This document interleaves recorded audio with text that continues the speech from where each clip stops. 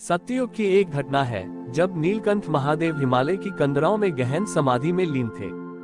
उस समय पृथ्वी पर सुमुख नाम का एक दरिद्र लकड़हारा रहता था।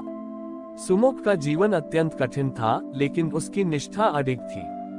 वह हर दिन जंगल से सूखी लकड़ियां चुनता और उन्हें बेचकर जो मिलता उसका आधा हिस्सा दीन दुखियों में बांट देता था। एक दिन जंगल में लकड़ियां चुनते समय सुमुख का पैर फिसला और वह एक गहरी खाई में जा गिरा। उस खाई के नीचे एक प्राचीन शिवलिंग था जो शताब्दियों से पत्तों और मिट्टी के नीचे दबा हुआ था। गिरने के कारण सुमुख के शरीर से रक्त बहने लगा और वह सीधे उस शिवलिंग पर जा गिरा। संयोगवश सुमुख के हाथ में कुछ जंगली बेल के फल और पत्तियां थीं, जो उसके गिरते ही शिवलिंग पर बिखर गईं। अचेत अवस्था में भी सुमुख के मुख से केवल ओम नमः शिवाय का ही उच्चारण हो रहा था। महादेव की समाधि टूट गई। उन्होंने देखा कि एक भक्त ने अनजाने में ही सही, लेकिन अपने रक्त और प्राणों की बाजी लगाकर उनका अभिषेक किया है। शिव तत्काल एक साधारण वनवासी का रूप धरकर वहां प्रकट हुए। उन्होंने सुमुख के घावों को अपनी भस्म से भर दिया और उसे चेतना लौटाए। जब सुमुख की आंखें खुली तो उसने सामने उस तेजस्वी वनवासी को देखा। वनवासी ने कहा कि मांगो क्या मांगते हो, आज तुम्हारी पूजा पूर्ण हुई।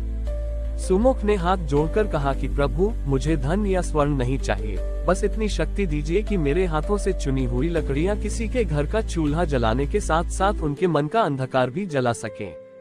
महादेव सुमुख की निस्वार्थ भावना देखकर अत्यंत प्रसन्न हुए। उन्होंने उसे एक दिव्य कुल्हाड़ी दी और कहा कि इससे तुम जो भी सूखी लकड़ी काटोगे वह कभी समाप्त नहीं होगी और उसे जलाने वाले के घर में कभी अन्न की कमी नहीं होगी। लेकिन एक शर्त थी, जिस दिन सुमुख के मन में इस शक्ति को लेकर अहंकार आएगा वह कुल्हाड़ी साधारण लोहे में बदल जाएगी। सुमुख ने आजीवन उस वरदान का उपयोग परोपकार के लिए किया। उसने कभी महलों के सपने नहीं देखे, बल्कि वह पूरी उम्र उसी टूटी झोपड़ी में रहकर लोगों की सेवा करता रहा। ये कहानी हमें सिखाती है कि महादेव को प्रसन्न करने के लिए किसी विधि विधान की उतनी आवश्यकता नहीं है जितनी एक शुद्ध हृदय और सेवा भाव की होती है। महादेव भाव के भूखे हैं और जो जीव निस्वार्थ भाव से कर्म करता है, शिव स्वयं उसके रक्षक बन जाते हैं। वर्षों बीत गए और सुमुख की ख्याति उस जादुई लकड़हारे के रूप में होने लगी, जिसके द्वारा दी गई लकड़ी से न केवल घर रोशन होते बल्कि बीमारियां और दरिद्रता भी दूर भाग जाती थी। सुमुख बूढ़ा हो चला था, परंतु उसका नियम नहीं बदला। एक दिन उस राज्य के मंत्री को सुमुख की इस दिव्य कुल्हाड़ी के बारे में पता चला। मंत्री अत्यंत लालची था। उसने सोचा कि यदि वह कुल्हाड़ी उसके पास हो तो वह बेशकीमती चंदन के वनों को काटकर अपार धन संपदा एकत्र कर सकता है। मंत्री ने राजा को गुमराह किया और सैनिकों को भेजकर सुमुख को दरबार में बंदी बनाकर मंगवा लिया।